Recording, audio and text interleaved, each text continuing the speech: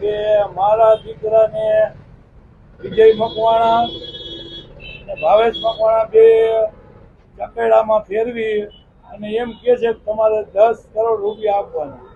હવે સાહેબ મારી પોઝિશન એવી નથી હું એ લોકોને 10 કરોડ આપી શકું.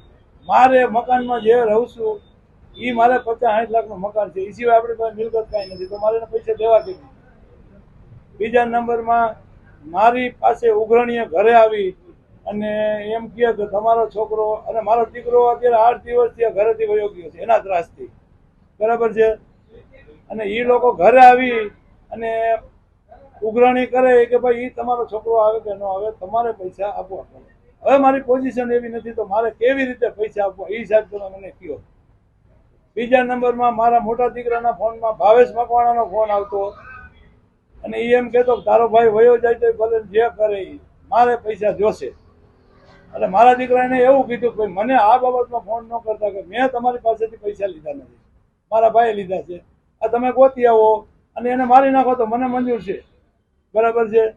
તો પરમ દિવસે કાલાવડ મારો મોટો દીકરો રહ્યો ને એ કાલાવડ રેવન્યુ તલાટીમાં નોકરી કરે છે અને કાલાવડથી 6 વાગે નોકરી પૂરી કરીને આવતો હતો.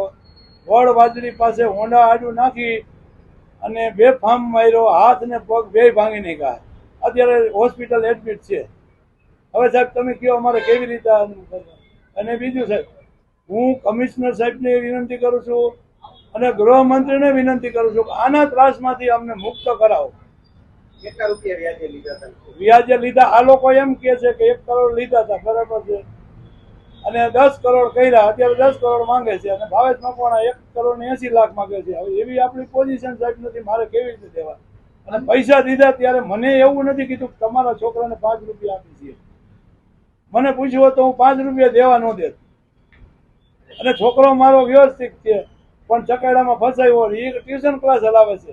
કોઈ રેઢિયાર કે એવો છોકરો મારો છે નહીં, રખડું નથી સાહેબ, બરાબર છે. ભાવેશ મકવાણા એટલે કોણ કોણ બીજા? બીજાની તો હવે અત્યારે આપણે કાંઈ ખબર નથી, પણ ગયા વર્ષનો એક કિસ્સો હતો ગામડાનો, એ લોકોએ 2-3 કરોડ લીધા હતા જમીન વેચી. એ ગામડે રહે છે, એના ગામના જ હતા, એટલે આપણે બહુ ખ્યાલ નથી. એમ અમે તો વાતો સાંભળ્યું કે આ લોકોએ આટલા પૈસા. મારી માંગ સાહેબ એક જ છે કે આના ત્રાસમાંથી અમને મુક્ત કરાવો, બીજું કાંઈ નહીં. મારા દીકરાનો કાંઈ હતો પતો નથી. અને એક હજી હોસ્પિટલમાં 4 ઊંધે માથે પડ્યો, હાથ ને પગ બે ભાંગી નાખ્યા છે. શું કરવાનું? માણસો દ્વારા ભંગાવી નાખ્યા. એ સિવાય કોઈ બીજો રસ્તો નથી. અમારે સુસાઇડ કરવાની, ઘર આખાને શું કરવાનું? અમારા પરિવાર ઉપર એટલું જોખમ છે અત્યારે, તો અમે ડેલી બહાર નીકળતા નથી. મારું નામ દિલીપ વિનુભાઈ વીરડા છે. હું રેવન્યુ તલાટી તરીકે કાલાવડ નોકરી કરું છું.